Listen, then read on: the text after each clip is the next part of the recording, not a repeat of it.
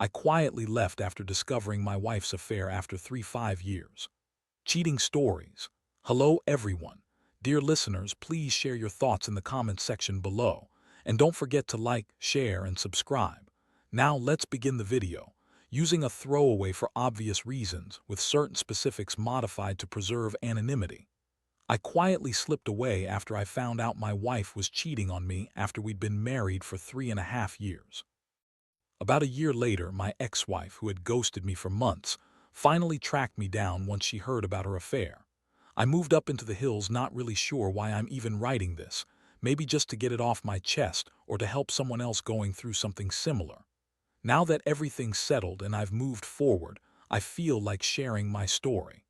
Back in February 2018, I discovered my wife's infidelity. I was working a contract gig at the time. Sometimes I traveled a lot, but other times I could work from home. I was a director at a tech sales firm and my wife held a pretty high-paying position herself. Things had started to get a little strained though, her working late more often and me traveling more for work. That put a strain on our marriage.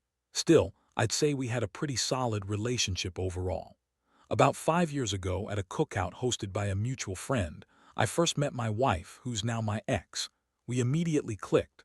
Honestly, I felt like being with someone so attractive and articulate was a huge advantage. My rough around the edges attitude somehow caught her attention, and she seemed to like it. Within a few weeks of dating, we were crazy about each other. Whenever we met up at each other's apartments, the clothes just seemed to come off easily.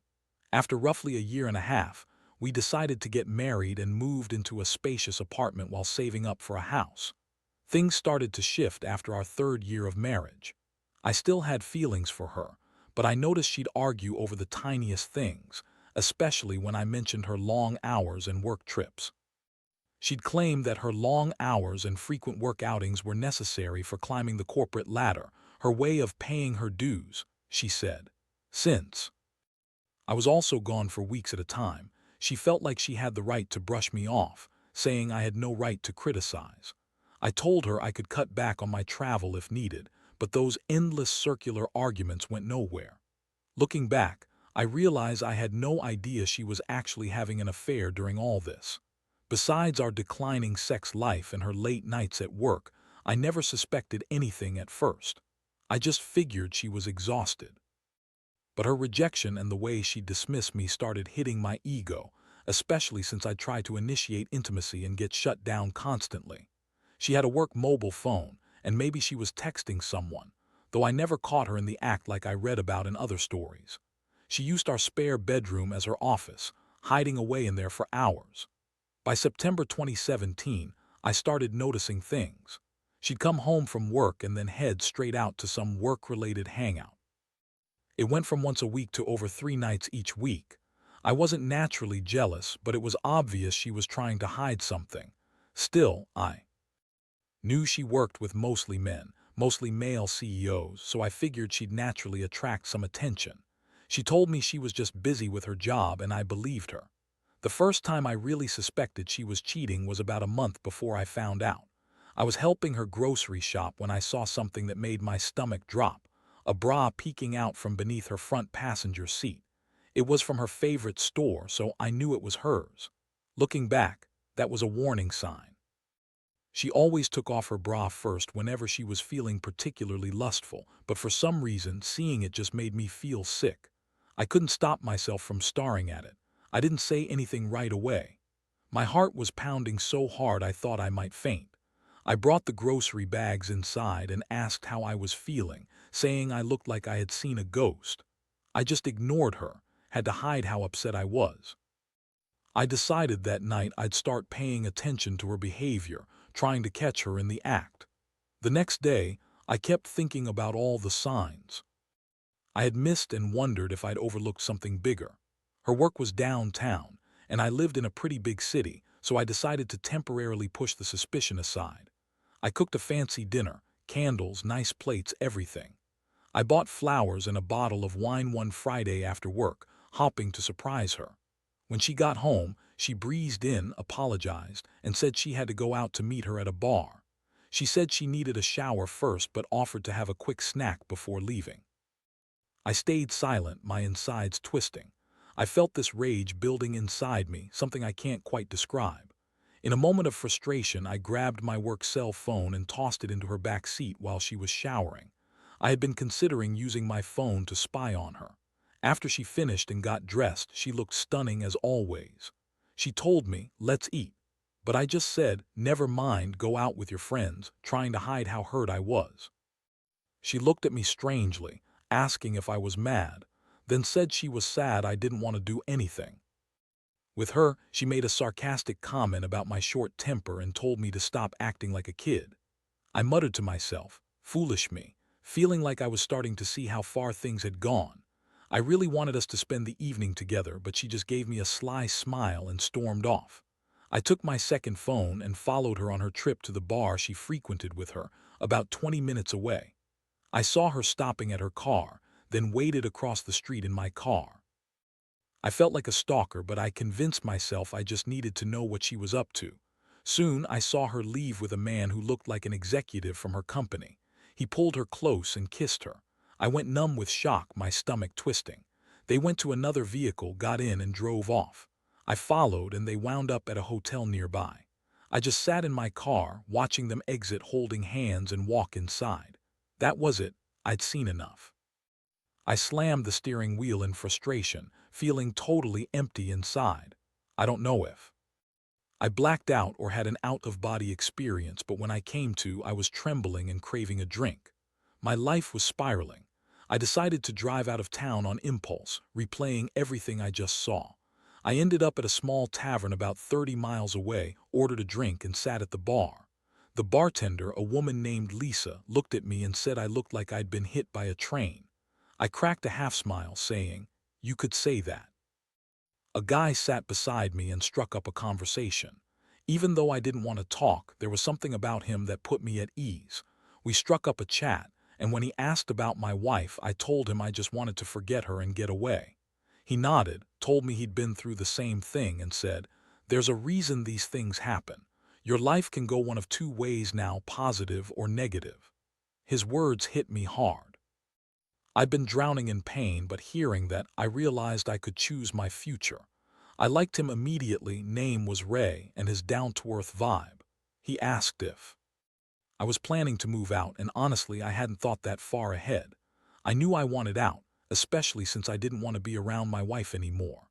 Ray had a mobile trailer on his land, and he suggested I check it out if I needed a place to go, said it was a bit rough, but I could stay for a while.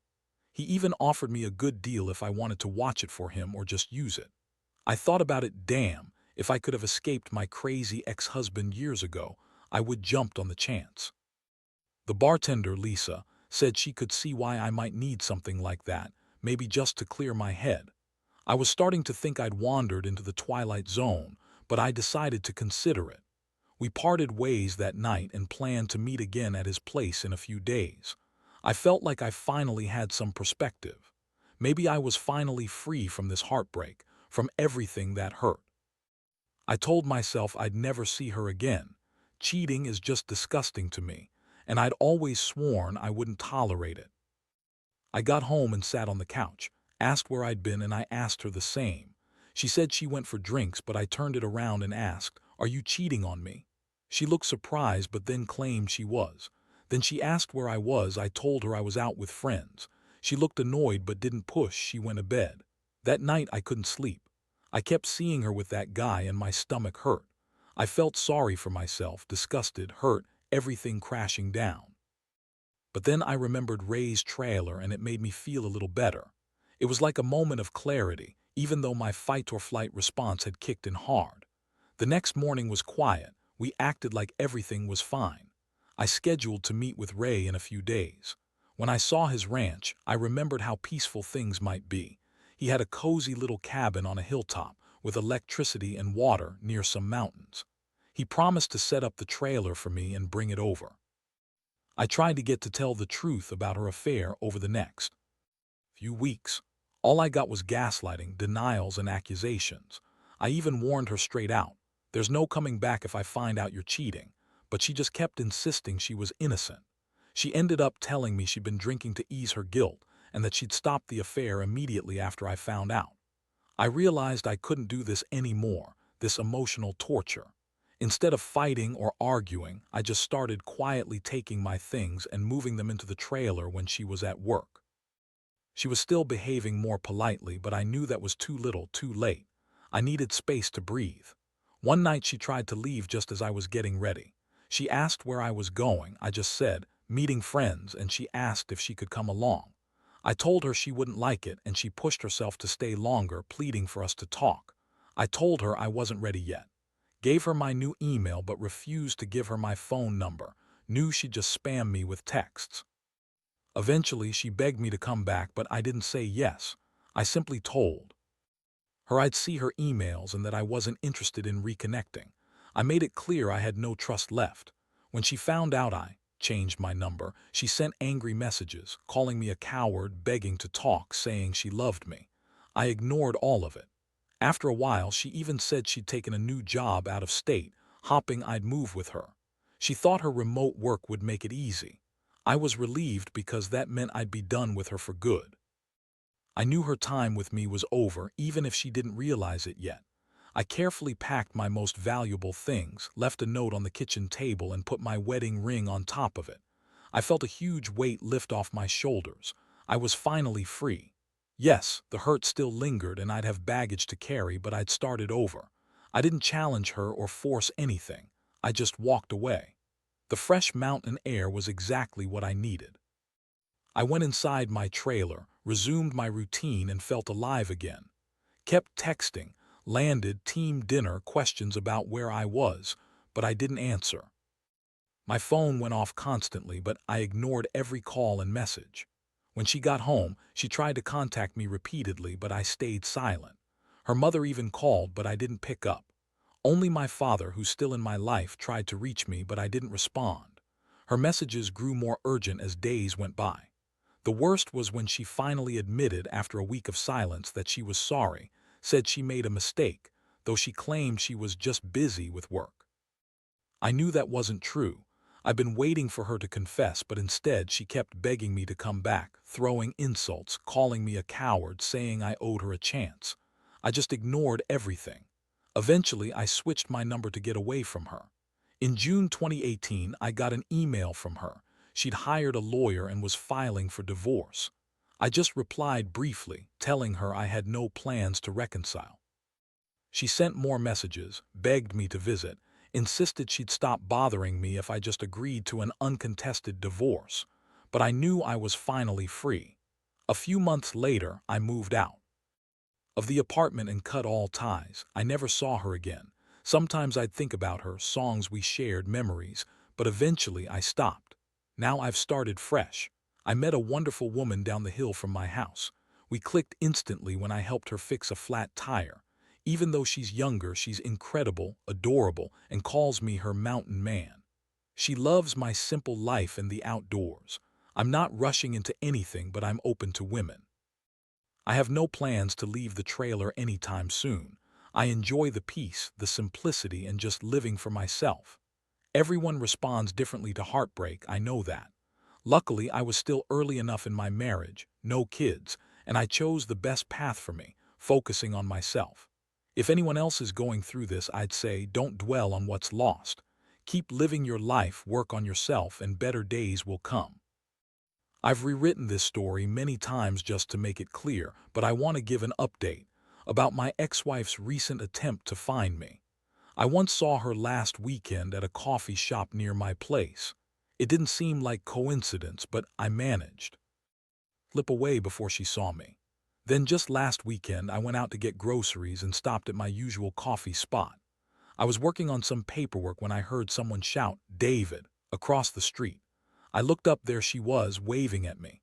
It was my ex. She hurried across the street and I froze, feeling like this was the end of my peace. She approached and offered her hand, but instinctively I held up my palms, telling her to hold on. She looked like she was in actual pain. She then said she'd been searching for me and asked if we could talk. I felt trapped, like an animal in a cage. I finally agreed to find a place to sit, but I told her I wouldn't go to my house. She followed me to a small bench outside a shop. She started by commenting on how much I'd changed, my beard, my fitness, and how much she liked my new look. She wore a tank top, white shorts, her hair in a ponytail. She looked just like I remembered. She was trying to charm me, that new flirty side, probably to rekindle something. I kept my guard up, watching her closely. She apologized for the affair but said that after I left, karma caught up with her. Her boss found out and the whole mess caused her to resign. Her affair partner, a guy named Adam, was transferred to another department after his found out. She admitted she felt she was taking advantage of him, just as he was using her. She told me she wanted to be truthful now, that she'd been drinking after work to ease her guilt, that she was stupid and lonely, that her heart felt broken. She said she ended it immediately after I left, trying to see if I'd take her back. I just stared at her. I told her she had no right to come here and undo the damage she'd done. Our marriage was over the moment she cheated. No forgiveness, no second chances. She looked like she was about to cry, begging me to forgive her. I told her she should go, but she asked if I'd like to have dinner. I refused, saying I needed to be honest with myself first. I told her she'd better spend more time thinking about what she really wanted and that I wasn't ready to reconcile. I gave her my new email, refused to give her my number, and told her she'd just blow it up with messages. She cried and promised she'd send me an email with her new contact info. Before leaving, she looked into my eyes and said, "David, I will always love you and I'd do anything to prove it." That really caught me off guard. Even after she left, her words haunted me. I was still struggling to picture us reuniting, even feeling a little better. Maybe as friends, but right now that's a mystery. I went home, took a long run, had a beer, and reflected. I wondered if I'd ever find peace again, or if she'd destroy what I'd managed to rebuild. Everything remained vivid in my mind. Most likely this will be my last update. When I first posted this story, kept removing it. I ghosted her for more than a year, then she found me, wanted to fix things. But I'm not some beta fool who forgives that easily. She sent me a long email last week, pinning her love and regret, offering to visit and spend a weekend. My response: I didn't waste words. I told her I had no plans to reconcile, that I was happy alone, living my simple life in the mountains. She was annoyed, of course, but I didn't give her my phone number. I told her I'd prefer if she only contacted me through email. Her real goal was to get me to go with her, thinking my remote work made moving easy. She wanted us to start over somewhere new, and she even planned to visit me before moving out of state. Well, her time was up. I had a week-long business trip planned, so I was safe. She'll soon realize I'm done with her. I expect more emails, but I won't respond. It's over. To anyone reading this, I say, live your life. Let the past go. Strengthen yourself to move on. Good luck to all. Thanks for listening. And if you haven't subscribed yet, do so and hit the notification bell. You never know what kind of real-life stories are happening around you.